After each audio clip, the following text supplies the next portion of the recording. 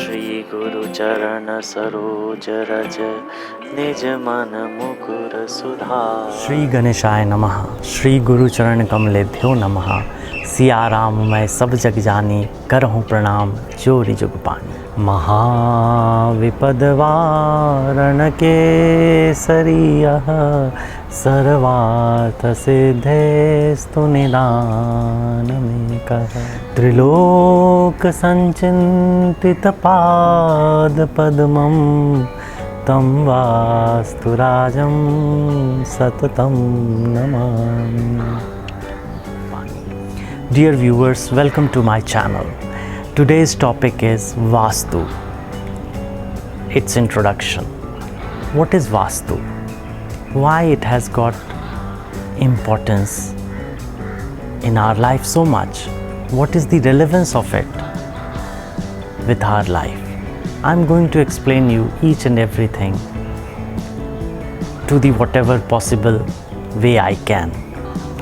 It is such a vast topic that it cannot be covered in 5 or 2 minute clip. But still it will give you a knowledge. It will give you knowledge and it will make you aware of this subject. So that is why I am making this video.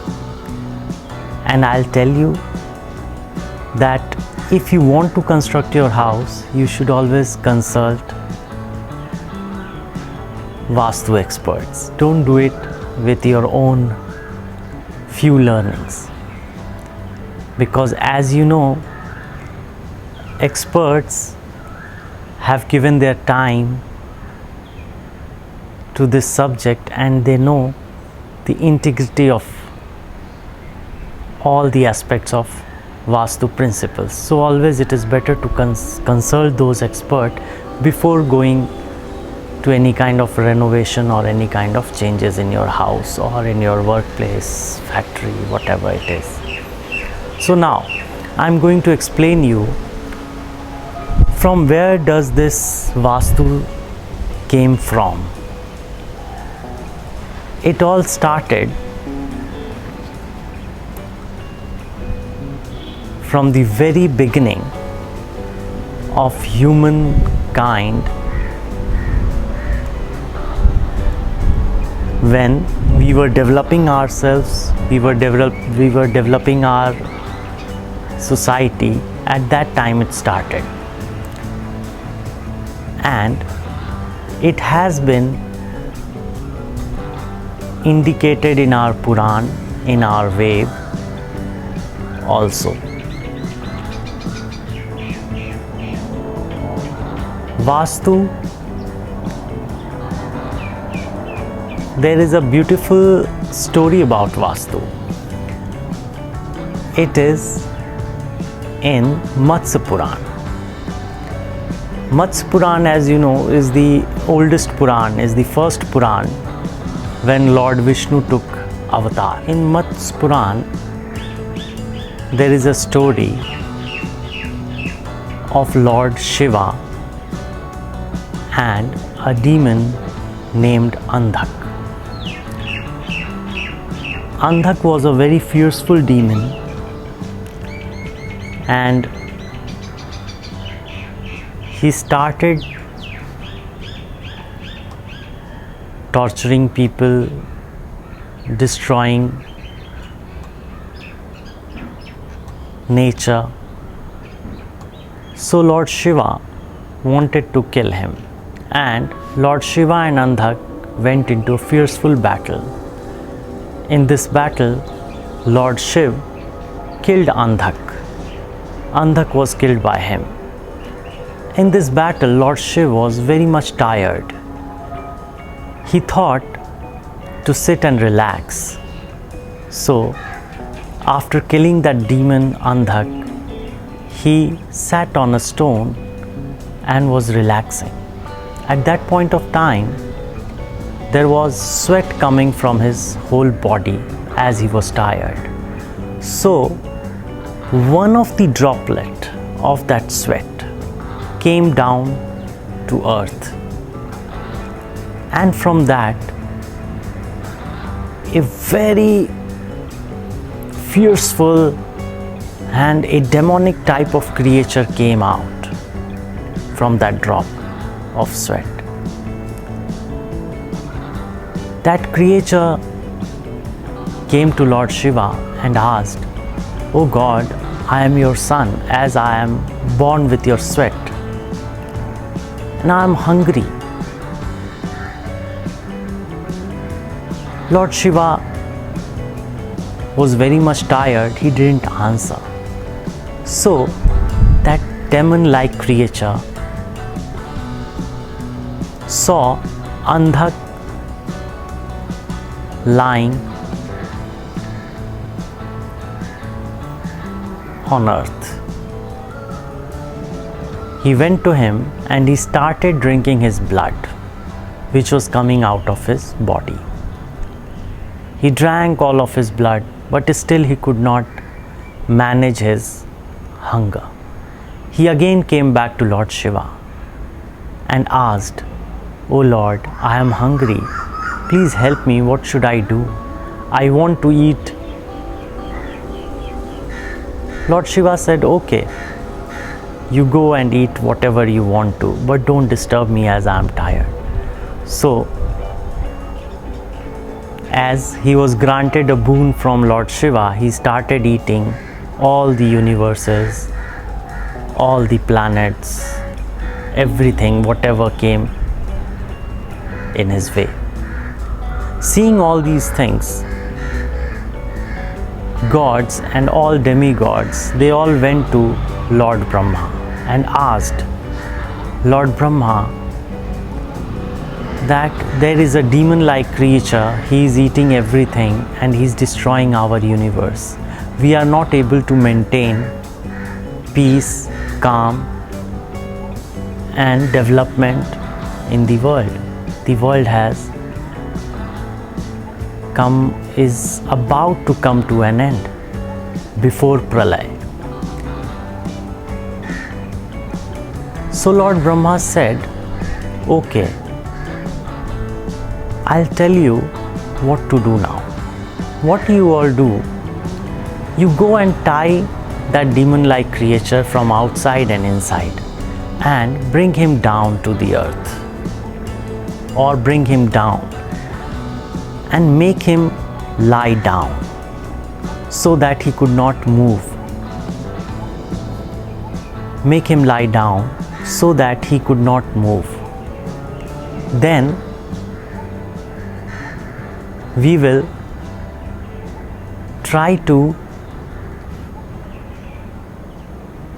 lie him in all the dimensions of all the planes." All gods agreed to this wise suggestion. They all went to demon, they all went to that creature, and they all did what they were asked by Brahma to do. So Lord Brahma and all the gods, they made that demon-like creature lie down on all the dimensions of this plane. He started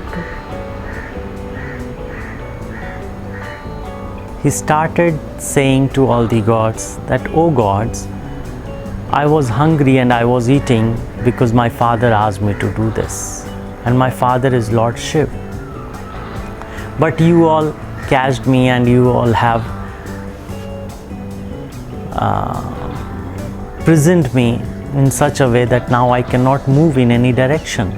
What should I eat? I am hungry. What should I do? I cannot move. I want to move. I want to eat." Then, listening his prayings, gods granted him a boon that, "Okay, as now you are everywhere in this universe,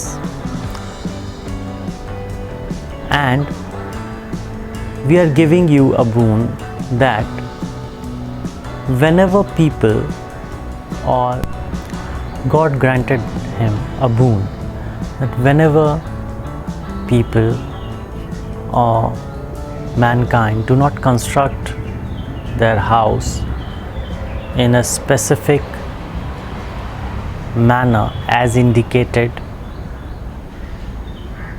in Ved by Lord Brahma, then at that point of time you can start eating those people wealth, energy, health, or whatever good they have, you can eat that.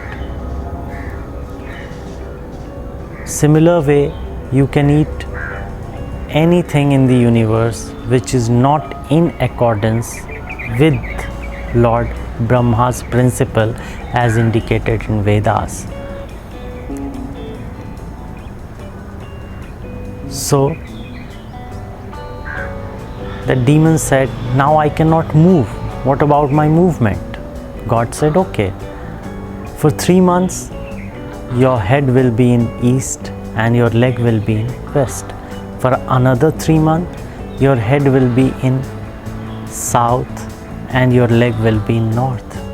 For another 3 months your head will be in west and your leg will be in east. For another 3 months your head will be in north and your leg will be in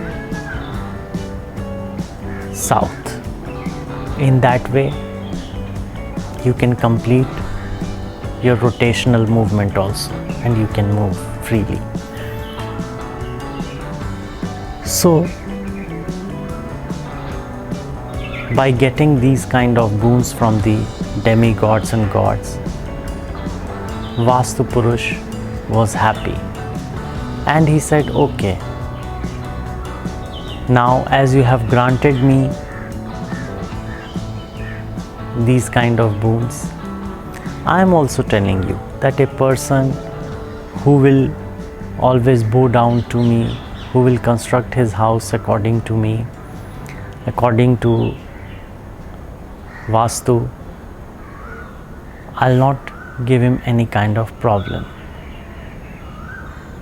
So there was an agreement between God and Vastu Purush at that point of time, and Vastu Purush became another demigod after that. So as you know, Lord Hari takes different kind of avatar. Similarly, Vastu Purush is also avatar of Lord Hari, which took birth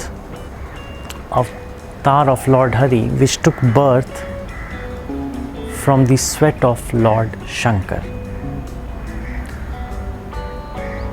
Because as you know, Lord Hari has to manage this whole universe. So he has disintegrated himself in many forms, in many demigods, in many forms, in rishis. He is everywhere, he is omnipresent. Now, relevance of Vastu with us is that, suppose in astrology and Vastu, they both complement each other. So now what is the relevance of Vastu with us? Vastu has very deep relevance with all of us. Suppose if you are living in a well-constructed house made according to Vastu, you will realize you will always be positive, you will have good energy, you will have good vibes. But if you are living in a house which is not constructed in accordance with Vastu, then you will feel the difference, you will be lazy, you will be lethargic, you won't be developing, your mind will always quarrel, all these things, negative effect will come. Means peace won't be there. If you manage to gather wealth through your hard work, then peace will be missing. If you manage to get peace, then wealth will be missing. Some or the other thing will be missing in your life if you are not living in according to Vastu compliant houses. If suppose if your planets in your chart are not in favorable condition, then also your house will give you support. So Kundali or horoscope is for people, and for house it is Vastu chart. So there are two things. For people it is horoscope chart, for your house it is Vastu chart. If these two are in harmony with each other, you will surely progress. And if these two are not in harmony with each other, there will be some or the other kind of difficulty in your life, or you may incur struggle always. Therefore, it is advisable to go for Vastu. Even if you are renovating also, you should consult a Vastu expert. If you are making a new house, then you should definitely consult a Vastu expert. So Vastu is a very age-old tradition of making our houses. You are